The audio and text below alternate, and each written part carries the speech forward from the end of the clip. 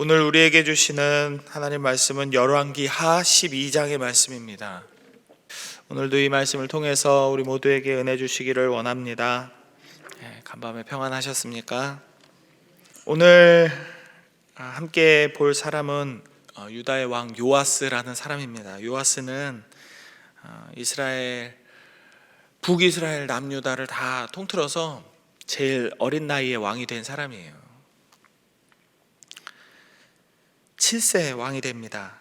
왕이 되는데 이 사람이 고모부 여호야다라는 사람, 제사장이었죠. 제사장 여호야다가 숨겨주어서 겨우 살았어요. 남유다의 유일한 여왕, 그러니까 요아스의 할머니죠. 아달랴가 죽고 나서 여호야다의 도움으로 남유다의 8번째 왕으로 올라서게 됩니다. 아마도 이 요아스가 살아있다라는 사실을 몰랐던 사람들은 몰래 숨겼을 테니까 가장 최고의 권력자의 눈을 피해서 몰래 숨겨놨으니까 아마도 대다수의 사람들이 요아스가 살아있다라는 사실을 몰랐을 겁니다. 그래서 이 사실을 몰랐던 그 대다수의 사람들은 아마도 남유다의 정통이었던 다윗의 왕조는 이제 끊어졌겠다 생각했을 겁니다. 그러나 요아스의 등장으로 다윗의 왕조가 여전히 건재하고 있음을 세상에 드러내고 하나님의 약속도 끊어지지 않았다라는 사실을 보여주게 됩니다. 오늘의 본문 안에서는 요아스가 성전의 보수를 몇 살에 이렇게 지시하는지는 나오지 않습니다. 그러나 6절의 말씀을 한번 보겠습니다. 6절에 요아스 왕 제23년에 이르도록 여러분들이 저보다 더 오래 사셨으니까 훨씬 더 잘하실 거라고 생각하고 질문을 드리겠습니다. 23 빼기 하면 7, 23 빼기 7 하면 몇일까요?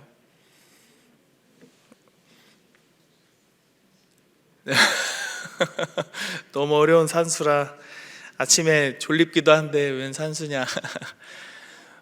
7살에 이런 명령을 내리진 않았을 거예요. 10대 때 내렸을 겁니다. 그런데 우리가 상식적으로 생각했을 때 23년이 될 때까지, 이 사람이 23살이 될 때까지 이 일이 이루어지지 않았다라는 것은 하루 이틀 기다린 일이 아니라는 사실을 보여주는 겁니다. 몇 년을 기다린 것이죠. 왕이 명령을 했는데 그 성전 보수의 이 명령이 몇 년 동안, 적어도 몇 년 동안 이루어지지 않았다라는 것이죠. 성전의 보수를 지시하는 이 모습을 얼핏 본다면 이 요아스가 대단히 거룩하고 대단히 종교적인 사람으로, 신앙적인 사람으로 보일 수 있습니다. 그러나 사실 이 사람이 지시한 이 내용은 성전 보수에 대한 비용 지출을 더 이상 왕실에서 본인이 책임지지 않고 백성들에게 전가하고 있는 모습을 보여주고 있는 것입니다. 그리고 이 와중에 제사장들은 상당한 시간이 지나도록 최소 몇 년 동안 성전을 보수하지 않고 성전으로 바쳐진 헌금을 몰래 착복했다라는 사실을 보여주고 있는 것입니다. 그래서 요아스는 제사장들이 직접 재정을 관리하지 못하게 막습니다. 그리고 왕의 서기와 제사장이 있는 자리에서 돈 계산을 해서 공사에 필요한 만큼의 재정을 실제로 공사를 하는 사람들에게, 석수와 미장이와 그리고 돌 떠는 자에게 돈을 직접 전해주게 되는 것이죠. 헌금궤가 다 차기까지는 그걸 열지 않았기 때문에 그 누구도, 중간에 아무도 돈을 가로챌 수 없고 비교적 투명하게 재정 관리를 하게 되었습니다. 이런 행동의 궁극적인 목표는 두 가지죠. 하나는 돈을 잃어버리지 않고 겉으로 새는 돈이 없이 성전을 잘 보수하기 위함이고, 다른 한 가지는 제사장을 믿지 못하겠다라는 것을 보여주는 것이죠. 이와는 반대로 우리 14절의 말씀을 한번 보실까요? 14절, 15절입니다. 15절 말씀 같이 한번 읽어봅니다. 시작. 또 은을 받아 일꾼에게 주는 사람들과 회개하지 아니하였으니 이는 그들이 성실히 일을 하였음이라. 네, 제사장들은 몰래 돈을 빼먹었습니다. 안타깝고 좀 아쉬운 부분이지만 그 제사장 중에는 고모부이자 자기 목숨을 살려줬던 여호야다도 포함되고 있습니다. 그러나 이를 일꾼에게 나눠주는 사람들, 감독관이라고 할 수 있죠. 감독관들은 반대로 굉장히 정직했어요. 청렴했습니다. 은을 일꾼에게 전해주는 사람과 계산을 따로 할 필요가 없을 정도로, 회계를 할 필요가 없을 정도로 매사에 모범적이고 도덕적인 모습이 드러나고 있습니다. 다시 말씀드리지만 감독관들이 이렇게 정직함을 드러내고 성전의 보수가 잘 되고 있다라고 해서 겉으로 보기에는 아름다운 모습이고 굉장히 나라가 잘 돌아가고 있다라고 보여지고는 있으나 사실 이것은 왕의 재정으로 진행되었어야 할 일들, 그리고 제사장들이 주도적으로 이행했어야 할 일들이 백성들에게 혹은 다른 정치 세력에게 흘러가고 있게 됨을 보는 것입니다. 본인들의 할 일을 다른 이에게 빼앗기게 되는 것이죠. 그러나 그럼에도 불구하고 요아스는 여호야다가 살아있는 동안에 확실히 여호야다의 영향력 아래에 있었습니다. 2절의 말씀을 함께 보실까요? 오늘 본문 2절입니다. 제가 읽어드리겠습니다. 요아스는 제사장 여호야다가 그를 교훈하는 모든 날 동안에는 여호와 보시기에 어떻게 했대요? 정직히 행했다라고 합니다. 2절의 말씀처럼 여호야다가 살아있는 동안에는, 그래도 고모부가 살아있는 동안에는 정직하게 살았다라고 성경은 평가하고 있습니다. 그러나 여호야다가 죽고 난 이후로 요아스는 곧바로 하나님을 배신합니다. 사실 요아스가 40년을 통치했다고는 하지만 이스라엘 남북 통틀어서 40년 통치한 왕들이 몇 명 안 됩니다. 다윗도 40년 했습니다. 솔로몬도 40년 했죠. 40년 했다라는 것은 그의 어떤 삶의 굴곡이 어떠했든지 간에 대단한 기록입니다. 그러나 40년을 통치했다고는 해도 여호야다가 죽기 전까지, 그러니까 고모부와 함께하는, 정직히 요아스가 살았던 그 기간 동안에 이 40년의 기간이 결코 평안과 풍요의 시기였다라고만은 말할 수 없을 것 같습니다. 겉으로 보기에는 무너졌던 것 같은 다윗의 왕조가 다시 살아나서 40년 동안이나 굳건하게 자리를 지키는 것처럼 보였지만 실상은 경제적으로 많이 약해진 상태였습니다. 그래서 주변 국가들에게 조공을 바쳐야 겨우 살아갈 수 있는 그런 약소 국가가 되어가고 있었죠. 지금 정치적인 이야기를 하면 좀 그렇지만 우리나라가 일본하고 하고 있는 걸 보면 지금 이렇지 않을까 그런 생각이 조금은 듭니다. 요아스가 살던 이 시기에 오늘 본문의 뒷부분에 보면 아람의 왕 하사엘이 전쟁을 걸어오는 장면이 등장하죠. 만약에 요아스가 이렇게 통치하고 있던 이 40년 동안에 국력이 강했고 경제력이 탄탄했다면 분명히 맞서 싸웠을 겁니다. 군대를 일으키고 병거를 개발해서 싸웠을 겁니다. 그러나 이 사람이 했던 선택은 바로 이것이죠. 왕실 창고와 성전 창고에 들어있던 금을 모두 꺼내서 하사엘에게 갖다 바치는 겁니다. 어디에서 꺼낸 금이라고 말씀드렸죠? 왕실 창고와 성전 창고에 있던 금을 모조리 싹싹 긁어다가 한 번만 살려주세요 하고 갖다 바치는 것이죠. 그리고 나서 결국 이 사람은 신하들의 손에 의해서 반역도 당하고 목숨을 잃게 되었습니다. 성경 안에서 요아스의 삶은 다른 어지간한 왕들도 이루지 못한 40년의 통치 기간으로 빛나고 있습니다. 그리고 그의 평가는 고모부인 여호야다가 살아있는 동안으로 한정되어 있기는 하지만 하나님 앞에서 그나마 정직한 왕으로 기록되어 있습니다. 하지만 자세히 이렇게 들여다보면 그의 시대에도 여전히 하나님보다 사람을 더 의지하는 풍조가 살아있었고, 하나님께 기도하며 하나님의 뜻과 능력을 구하기보다는 사람의 방법과 돈의 능력을 더 신뢰하는 악함이 남아있었다라는 사실을 우리는 보게 됩니다. 그가 왕으로서 마땅히 책임져야 할 신앙의 의무, 본인의 재정, 왕가의 재정으로 성전을 보수하고 하나님에 대한 자신의 믿음을 온전히 지키려는 그 의무조차 백성들에게 떠넘기고 나라의 안위를 위해서 하나님의 것, 하나님의 성전 안에 있는 기물들을 제 것처럼 사용하기도 했으며, 역대하 24장에는 오늘 이 요아스의 내용이 비슷하게 기록되어 있는데요, 역대하 24장에는 이런 내용도 있습니다. 하나님께서 선지자들을 통해서 당신 그렇게 살면 안 된다라고 수차례 경고하는 모습이 나옵니다. 그렇지만 요아스는 이것을 무시하죠.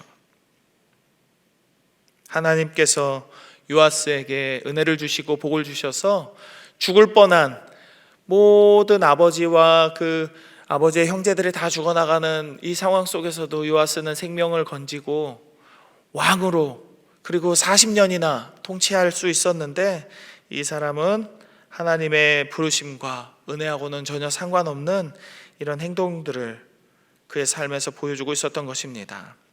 여기에 이 사람은 굉장히 악한 모습을 또 보여주죠. 자기의 목숨을 구해주고 영적 아버지가 되어준 여호야다의 아들 스가랴, 요아스에게는 사촌입니다. 이 스가랴를 살해하죠. 자신이 여호야다의 유지를 지킬 마음이 전혀 없었다라는 것을 보여줍니다. 고모부 살아있는 동안에는 그 영향력에 의해서 어쩔 수 없이 고모부 말을 따랐지만, 고모부 돌아가시고 나서는 내 마음대로 할 거야, 그리고 그것을 말리는 사촌 스가랴를 죽여버리게 되는 겁니다. 우리는 오늘의 본문을 통해서 우리의 신앙을 두 가지 정도 돌아볼 수 있을 것 같습니다. 먼저는 사람을 의지하지 않아야 한다라는 것입니다. 요아스에게 참으로 다행이었던 것은 여호야다가, 고모부가 나쁜 사람이 아니었다라는 것입니다. 물론 그 제사장들이 성전 기물을 위한, 그래서 바쳐진 은들을 좀 착복하는 과정에서 여호야다가 직접 돈을 가져갔는지 아니면 그것을 알면서도 입을 닫았는지 정말 몰랐는지는 모르지만, 적어도 여호야다는 나쁜 사람은 아니었던 것 같아요. 그래서 여호야다가 있었기에 요아스는 40년간 통치를 하면서 경제적인 어려움과 위태한 이 국제정세 속에서도 40년을 버틸 수 있었던 것이죠. 그러나 그것은 거기까지입니다. 사람을 의지하는 것은 그 자체가 문제입니다. 의지할 대상이 변하거나 의지할 대상이 사라지게 되면 그 사람을 의지했던 사람은 기준을 잃어버리게 됩니다. 교역자나 신앙이 좋은 사람들이 여러분 눈앞에 아무리 있다 할지라도 그 사람을 의지해서는 안 됩니다. 우리가 의지하고 따를 분은 오직 하나님 한 분임을 잊지 않으시기 바랍니다.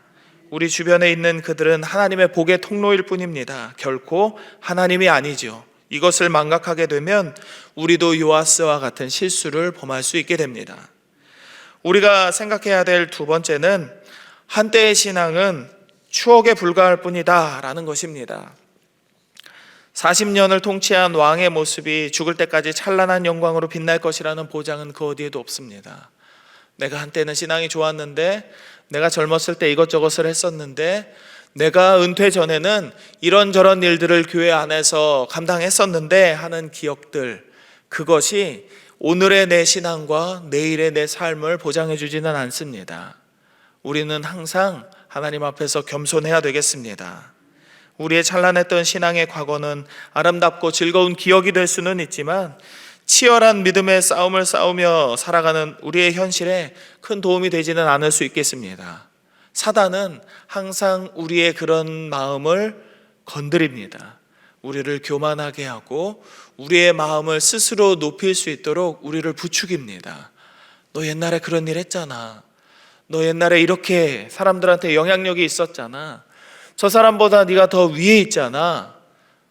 교만하게 만들고 말과 행동에 실수하게 만듭니다. 하나님은 날마다 새로운 역사를 써내려 가시는 하나님이십니다. 과거에 얽매이는 것은 인간만 하는 실수이자 과오입니다. 고린도후서 5장 17절의 말씀을 읽어드리겠습니다. 그런즉 누구든지 그리스도 안에 있으면 새로운 피조물이라. 이전 것은 지나갔으니 보라 새 것이 되었도다. 아멘. 우리는 날마다 우리 속사람 안에서 나타내시는 하나님의 놀라운 능력과 사랑만을 의지해야 합니다. 과거에 찬란했던 신앙의 기억이 지금의 우리의 삶을 대변해 주지 못하죠. 그래서 우리는 오직 오늘을 살고 오늘 우리에게 역사하시는 하나님만을 붙들고 살아야 하는 것입니다. 바라기는 이 믿음으로 오늘을 살아가는 우리가 하나님이 아닌 사람을 의지하지 않도록 나 자신을 하나님보다 높이거나 과거의 기억에 얽매여서 하나님의 자리에 나를 올려놓는 실수를 범하지 않도록 오늘 기도하며 이 하루를 살아야겠습니다. 하나님은 하나님을 의지하는 자에게 힘을 주시고 하나님께 정직한 자에게 긍휼을 베풀어 주실 것입니다. 이 믿음으로 승리하는 우리 모두가 되기를 주님의 이름으로 축복합니다. 함께 기도하겠습니다. 먼저는 하나님만을 의지하게 하시고 하나님의 능력으로 새롭게 살아가는 이 하루의 삶이 되게 하여 주옵소서 기도하십시다. 그리고 그 다음으로는 새생명 축제가 이어지고 있는데 구원의 역사가 일어나게 하시고 많은 이들이 이 교회 건물이나 이 교회와 연관된 우리 성도들을 바라보며 이 교회에 나오는 것이 아니라 저들이 정말 하나님을 바라보고 그 마음에 참된 신앙을 얻을 수 있도록 기도해 주십시오. 그리고 내일 드리는 주일 예배가 거룩한 예배가 될 수 있도록 많은 성도들이 믿음의 발걸음을 할 수 있도록 기도하시고, 그리고 마지막으로는 우리 교회에 세워진 교역자들과 세워진 직분자들이 여호야다와 같이 신실한 자들 될 수 있도록 신앙생활하는 모든 성도들에게 선한 영향력을 미칠 수 있는 하나님의 복의 통로로 서게 하여 주옵소서. 이렇게 네 가지의 기도 제목을 놓고 잠시 기도하도록 하겠습니다. 하나님, 오늘도 이 하루의 생명을 연장시켜 주시고 우리에게 이 새벽 단잠을 깨워서 하나님 말씀 앞에 나와서 기도할 수 있도록 은혜를 주심을 감사를 드립니다. 하나님, 우리가 하나님만을 의지하는 하나님의 능력으로 이 하루하루를 살아가는 믿음의 사람 될 수 있도록 하나님 은혜를 내려 주시옵소서. 주님, 나의 모습보다 나의 과거보다 내가 가진 그 어떠한 것보다 하나님을 앞세우지 않도록 하나님 우리에게 성령을 충만하게 채워주시고 겸손한 마음으로 오직 하나님만을 의지하는 이 하루의 삶을 살게 하여 주옵소서. 새생명 축제가 이어지고 있습니다.